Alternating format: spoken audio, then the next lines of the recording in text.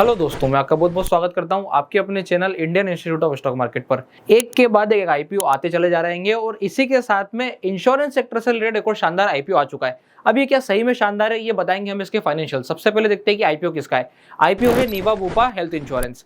अब ये कंपनी क्या करती है, तो बेसिकली जो है हमें नाम से समझ में आ रहा है कि ये हेल्थ इंश्योरेंस में हेवीली डील करती है। पर क्या हेल्थ इंश्योरेंस का सेगमेंट ग्रोइंग है? तो देखिए, कोविड के टाइम पे बहुत सारे लोगों सतर्क हुए थे कि जी हाँ, हमें हेल्थ इंश्योरेंस लेना चाहिए।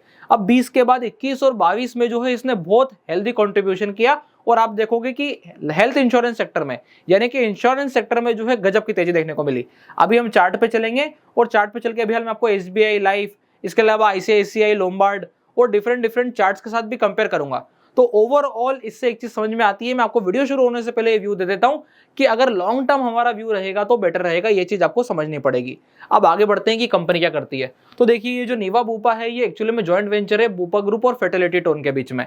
अब इसके बाद इस कंपनी के बारे में और भी बेसिक डिटेल्स है, जिससे कि आप देखेंगे कि ये ब्रॉडली जो है इंडिविजुअल्स और फैमिली के लिए एक specific health insurance segment provide करती है। अब आप इसको अगर आगे की तरफ देखेंगे तो ये इंडिविजुअल्स और फैमिलीज के लिए रिटेल सेगमेंट में जो है डिफरेंट हेल्थ इंश्योरेंस के प्रोजेक्ट बनाती है। और इसके साथ साथ जो है ये एम्प्लॉयज के लिए भी ग्रुप प्रोडक्ट्स बनाते हैं, जहां पे एज ए कंपनी आप इसको परचेस कर सकते हो। आपके सारे जो है हेल्थ इंश्योरेंस कवर्ड हो जाएंगे आपके एम्प्लॉयज के। तो ये जो है ओवरऑल सीनियर निकल के आता है हाल फिलहाल में इस वाली कंपनी का। अब थोड़ा सा अगर नीचे की तरफ बढ़ेंगे हम, तो कंपनी की स्ट्रेंथ क्या क्या है उन्होंने ये स्पेसिफाई करिएगी। तो आप देखोगे diverse product range to suit customer needs, मतलब जैसा कस्टमर बनवाना चाहता है उस हिसाब के हेल्थ इंश्योरेंस प्लान हो जाते हैं। और जी हाँ, ऐसा पॉसिबल होता भी है, सिर्फ यही कंपनी नहीं करती है और अदर कंपनीज भी ऐसा कर देती है। और बाकी टेक्नोलॉजी की हेल्प लेकर के ऑटोमेटेड अप्रोच और अदर बहुत सारे सेगमेंट्स हैं, आप इसको आराम से पढ़ सकते हैं। अब मेन मोटिव है, सवाल आ जाता है कि कौन कौन से इंपॉर्टेंट डेट से क्या है, क्या प्राइस बैंड होने वाला है, और उसके बाद में फिर जो है हम इसको अप्लाई करेंगे या नहीं, ये सबसे इंपॉर्टेंट क्वेश्चन आ जाता है। तो देखिए, सीधे अपन आ जाते हैं। सबसे पहले जो है यहाँ पे 70 से 74 रुपए का जो है प्राइस बैंड रहने वाला है। हमें अगर अप्लाई करना है तो 74 के रेट से अप्लाई करना है। 200 शेयर हम परचेस करने वाले हैं। तो मिनिमम लॉट साइज सबको पता ही है कि 15,000 से कम का चला जाता है। उसके बाद अब आ जाती है बात टोटल इशू की। तो टोटल इशू यहाँ पे 2200 करोड़ का है, जिसमें से अर्ली इन्वेस्टर एग्जिट ले जा रहे हैं। जो कि मैं आप लोगों को हमेशा बताता हूं कि यार ये कंपनी पे क्या है, ओनर ने जिसने अर्ली इन्वेस्ट किया ना वो भरोसा नहीं रख रहा है, वो थोड़ा सा क्या है निकलना चाह रहा है, आईपीओ के थ्रू एग्जिट ले रहा है। अब कंपनी को कितना जा रहा है, 800 करोड़ रुपए। अभी 800 करोड़ रुपए कहाँ इस्तेमाल करने हैं? क्या कंपनी के पास डेट तो ज्यादा नहीं है? अगर डेट ज्यादा नहीं है तो उनको दिक्कत नहीं आएगी। इसके पहले जब हमने दूसरा आईपीओ एनालिसिस किया था, अगर आप लोगों ने देखा हो, जिसमें डेट ज्यादा थी, तो डेट ज्यादा होने से क्या दिक्कत बनती है कि फिर कंपनी जो है वो आईपीओ में जो शेयर्स का पैसा आता है उसके बावजूद भी उठ नहीं पाती एकदम तेजी से। अब यहाँ पे डेट कितनी है पर अभी नीचे चल के बात करेंगे। अब बात कर लेते हैं इंपॉर्टेंट तारीख की। तो आईपीओ जो है 7 नवंबर से ओपन हो चुका है और 11 नवंबर जो है इसकी लास्ट डेट रहने वाली है। लिस्टिंग का हमें कब पता चलेगा? 14 नवंबर को जो है हमारे पास लिस्टिंग आ जाएगी। ये तो ओवरऑल सिनेरियो। अब आ जाते हैं अपन सीधे सीधे कि कंपनी को पैसा चाहिए क्यों, कंपनी काय के लिए पैसा मांग रही है। तो देखिए, यहाँ पे अपन देखेंगे ऑब्जेक्टिव ऑफ इशू में। तो सबसे पहला तो हर कंपनी जिसके लिए मांगती है जनरल कॉर्पोरेट पर्पसेस। अब दूसरा, क्योंकि ये इंश्योरेंस कंपनी है, तो यहाँ पर क्या होता है, IRDAI के द्वारा ऐसा बताया गया है कि हर कंपनी को ऐसा रूल है कि हर इंश्योरेंस कंपनी को एक सॉल्वेंसी रेशियो मेंटेन करना पड़ता है कि आप कितने लोगों को इंश्योर्ड कर पाओगे। आप लोगों से काय के लिए पैसा ले रहे हो? क्लेम सेटल करने के लिए। अब बहुत सारे लोगों ने अगर क्लेम मांगा तो उसको सेटल भी करना होता है। तो सेटल करने के लिए एक सॉल्वेंसी रेशियो होता है, तो उसको बढ़ाने की यहाँ पे कोशिश करी जाएगी थ्रू दिस कैपिटल। तो उसको स्ट्रेंथन करने वाले हैं, किसको? सॉल्वेंसी लेवल्स को यहाँ पे ये स्ट्रेंथ करेंगे। आई होप आप लोगों को अभी तक समझ में आया होगा कि कंपनी किस हिसाब से वर्किंग कर रही है, क्या उसके ओवरऑल फंक्शंस हैं। अब यहां से आगे की तरफ बढ़ेंगे अपन सबसे इंपॉर्टेंट एस्पेक्ट की क्या फाइनेंशियल्स आ रहे हैं। तो देखिए, अब फाइनेंशियल्स की स्थिति को देखते हुए यहाँ पे जैसे ही मेरे को एक आध क्वार्टर भी माइनस का दिखाई देता है या एक आध ईयर भी माइनस का दिखाई देता है, तो मैं थोड़ा सा पीछे खिसकने की कोशिश करता हूँ कि नहीं यार, अब यहाँ पे गड़बड़ है। अब ये कंपनी 15% 20% के ऊपर का listing gain rare case scenario में देगी जब मार्केट की कंडीशन बहुत अच्छी है। अब तो क्या हो गया, मार्केट ऐसे घूम गई है। अभी हाल की स्थिति में मार्केट हमको ऐसे जाती दिख रही है, जो कि कहां तक की संभावना बना के चल रही है। अगर आपने हमारी प्रीवियस टेक्निकल्स वाली वीडियो देखी होगी, निफ्टी बीज ओवरव्यू वाली वीडियो देखी होगी, तो आपको पता होगा मार्केट 23,500 से 23,800 के बीच में होल्ड करने का प्रयास करेगी। तो अब अगर हमें ऐसा फॉल दिखाई देता है, इस बीच अगर गिरते मार्केट में आईपीओ आएंगे तो वो ज्यादा लिस्टिंग गेन प्रोवाइड नहीं करेंगे। दूसरा, जितने भी आईपीओ एक के पीछे कभी हाल आए, चाहे आप स्विगी ले लो, चाहे ये ले लो, या इसके अलावा अदर आईपीओ ले लो, सब में अभी हाल एक रिटेलर माइंडसेट से अगर आप सोचेंगे तो अवॉइड करना बेटर सिनेरियो चला जाता है, या फिर लिस्टिंग के बाद सोचेंगे वाला कॉन्सेप्ट ज्यादा बेटर होता है।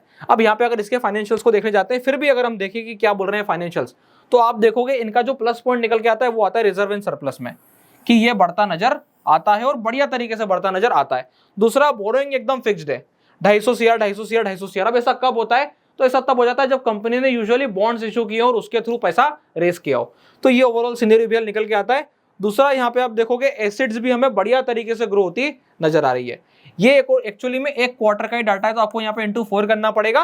तो इंटू 4 करने के बाद अगर आप यहाँ पे देखोगे तो ये कितना पहुंचेगा, ये लगभग 4500 CR के आसपास पहुंचेगा। तो इस हिसाब से प्रॉफिट आफ्टर टैक्स अगर कंपनी प्लस में भी आती है तो आप देखोगे इसको टच करना डिफिकल्ट दिखेगा। अगर आप इसको 18 CR आप ऐसा मानोगे कि आगे के हर क्वार्टर में भी वो 18 CR कर लेते हैं, तो ओवरऑल स्थिति में वो क्या करेंगे, लगभग 50 CR 60 CR टच कर पाएंगे। तो यहां पर अगर आप परसेंटेज वाइज देखोगे क्या रिटर्न निकल के आता है, बोले तगड़ा नुकसान हुआ है। फिर आप देखोगे प्रॉफिट बनता है, पर प्रॉफिट का परसेंटेज बिल्कुल 0 के बराबर है। इसके बाद यहां पर कुछ परसेंटेज का प्रॉफिट बना है, 2-3% के आसपास का गेम इन्होंने कर लिया है। अब यहां पर फिर से लॉस है। तो प्रॉफिट लॉस स्टेटमेंट जो बोल रहा है वो ये बोल रहा है कि यहां पर स्थिति कंफर्म नहीं है, एक बार ऊपर एक बार नीचे, एक बार ऊपर एक बार नीचे। तो यहां पर थोड़ा सा सावधान रहने की आवश्यकता है। अब आ जाते हैं जो मैंने आप लोगों से बोला था कि अगर हम चार्ट पे चलें और चार्ट पे चल करके अगर हम स्पेसिफिक स्टॉक्स को देखें कि इस सेक्टर ने कैसा परफॉर्म किया है, तो हमें शायद तक बेटर रिजल्ट निकल करके आ पाए। इससे क्या चीज निकल के आती है, इससे हमें यह पता चलता है कि इंश्योरेंस सेक्टर ग्रो कर रहा है इन लॉन्ग ड्यूरेशन। इसको चलने में लंबा समय चाहिए। अगर मुझे से स्टॉक से पैसा कमाना है तो मुझे चीज समझनी पड़ेगी कि मेरा विजन बहुत लंबा होना चाहिए। तो अब देखते हैं अपन बाकी इंश्योरेंस वाले सेक्टर की कंपनीज कैसा परफॉर्म ओवरऑल करी है। अब यहाँ पे आप देखोगे मैं इसके कॉम्पिटिटर पे आ गया हूं। उसका मेन कॉम्पिटिटर है NIACL, ICICI Lombard, SBI life. ये मैंने आपको भी बताया था। स्थिति क्या दिख रही है, सेक्टर आपको ग्रोइंग दिखेगा। अभी हाल एक मेजर कंसोलिडेशन में ये सेक्टर चला गया है। कोविड के समय पे जितने हेल्थ इंश्योरेंस कोविड के बाद 2021-2022 में जो हेल्थ इंश्योरेंस बिके थे उसके हिसाब से ये रैली आई थी। अब ये रैली स्टेबल हो चुकी है, स्टेगनेंट हो चुकी है। अब यहाँ पे अगर फर्दर यही रेशो से आगे ग्रोथ चलती रहती है तो यहाँ पे हमें फर्दर ग्रोथ देखने को मिलेगी। ये मैं एक बहुत ब्रॉड एनालिसिस कर रहा हूँ, ये चीज का आपको ध्यान रखना है। ओवरऑल क्या स्थिति है, साइडवेज है। अब एक बार मैं आपको SBI लाइफ दिखाता हूँ। तो अब जो है अपन यहाँ पे SBI लाइफ के चार्ट पर आ गए हैं। SBI लाइफ के चार्ट पे भी आप देखोगे वही सेम सिनेरियो। यहाँ पे आपको पीछे कोविड वाला फॉल मिलेगा और कोविड वाले फॉल के बाद में यहाँ से रैली आना शुरू हुई है और वो रैली कंटिन्यूअस ऊपर की तरफ मूव करती चली जा रही है। तो SBI लाइफ में यहाँ पे अच्छी खासी ग्रोथ दिखाई पड़ती है। अब आ जाते हैं अगले वाले स्टॉक पर। तो मैं आपको इससे बेसिकली समझाना क्या चाह रहा हूँ, आपको ये पॉइंट समझना पड़ेगा यहाँ पे कि ये जो सारे स्टॉक्स हैं ये लॉन्ग टर्म के स्टॉक्स हैं। तो अगर मैं इस IPO के बारे में सोचता हूं तो डेफिनेटली कहां जाना पड़ेगा, लॉन्ग टर्म के रेस्पेक्टिव से जाना पड़ेगा। तो ओवरऑल जो है मैं यहाँ पे आपको ये तेजी से बताना क्या चाह रहा हूं, तो ध्यान से देखिए। मेरा पर्सपेक्टिव ये है कि आप लोग यहाँ पे खुद सीखें, स्वयं समझदार हो जाएं कि ये जो सेगमेंट है ये वाला सेगमेंट टाइम ले करके चलता है। यहाँ पे एक पीढ़ी वाला अंतर पड़ जाता है। कैसे कि लोगों की सोच 2020 के पहले क्या थी, हेल्थ इंश्योरेंस जरूरत नहीं है, और 2020 के बाद की क्या स्थिति बनी कि बहुत इंपॉर्टेंट जरूरत है। तो अब ऐसे में अगला वाला जब इसमें जंप आएगा, अगला वाला बूम आएगा जब हेल्थ इंश्योरेंस और ज्यादा इंपॉर्टेंट कर दी जाएंगे, या हो सकता है आगे चल के गवर्नमेंट की तरफ से आ जाए कि हेल्थ इंश्योरेंस मस्ट हो जाए, तो वो सारे सिनेरियो को आपको देख करके चलना पड़ेगा। इसलिए अभी हाल के लिए इस वाले सेक्टर में काफी ग्रोथ बाकी है, पर लॉन्गर टर्म्स में। तो ये था ओवरऑल सिनेरियो। जब हम बात करते हैं कि कैसे यहाँ पर जो है IPO का डिसीजन लिया जाता है, क्या कंपनी के फाइनेंशियल्स बोल रहे हैं। आई होप आप लोगों को ये नीवा बूपा हेल्थ इंश्योरेंस IPO के बारे में अच्छी डिटेल मिली होगी। अगर वीडियो अच्छी लगी हो तो वीडियो को लाइक कीजिएगा, चैनल को सब्सक्राइब कीजिएगा, और अगर आप लोगों ने अभी तक अपना डीमेट अकाउंट नहीं खुलवाया है तो डिस्क्रिप्शन के नीचे लिंक मिल जाएगा, आप जाके अपना डीमेट अकाउंट ओपन करा सकते हैं। तब तक के लिए बहुत बहुत धन्यवाद।